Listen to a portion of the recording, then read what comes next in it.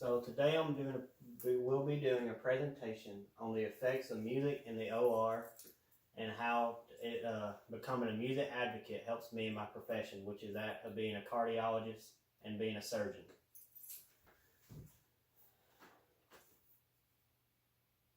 So to start off, when I was the first person to ever use music in the surgery. It was in 1914, Pennsylvania, and it was a surgeon by Dr. Evan O'Neill Kane. He first hauled a gramophone into the operating room, which was the old big things you see in the old movies, where it's got a disc on it playing out of like a big metal tube, kind of like a megaphone almost.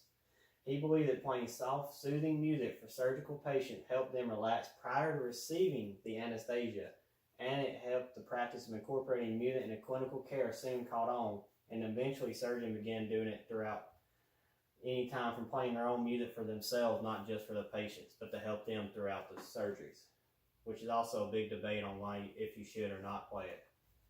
So there have been different studies. In 2007, there was a study that found that noise levels in operating rooms can exceed 120 decibels, which is the equivalent to a busy highway street. Just like cars passing the street, that's the same thing, how loud it can be in the operating room. And music can only be seen as adding to that noise. That's without music. And so many people believe it's just pointless to play music. It's too distracting, that you can't hear other people throughout it, which is a good point to say, but it also really helps the patient and also the surgeon performing it and different people on this operating team. So there's been different evidence on it, which between 62 and 70% of the time during the surgery, music is played, and it helps most surgeons. Most surgeons, there have been different tests on it. It just comes down to what type of music you play. You shouldn't play some songs. And then there's also been a study based in 2011 that published in the Journal of Anesthesiology Clinical Pharmacology found that of 100 surveyed surgeons, anesthesiologists, and nurses in India, 87 were comfortable with music being played in the OR. But they also reported that it helped them relax. It helped the patient relax before he got put to sleep, or if they had to relax him. It also helped the surgeon remain focused and increase his cognitive focus. There have been different research done on it too, not just studies where you just question people.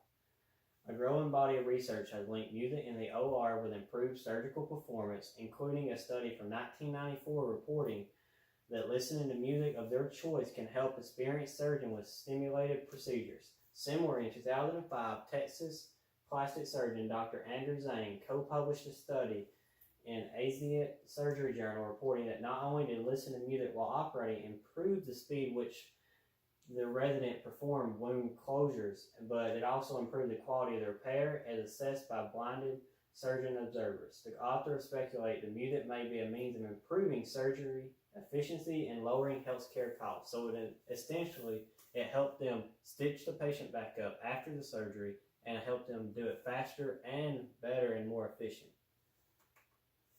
And then there's different types of music you should play in the OR, which everyone has their own choice. If you don't like this type of music, you're not going to want to have it played in the OR. It's just going to be a distraction the whole time. So some people say they like the more classical music, while others say they'll even play heavy metal or hip hop. But most people probably would play the softer, quieter music to keep them more relaxed and on task and focused.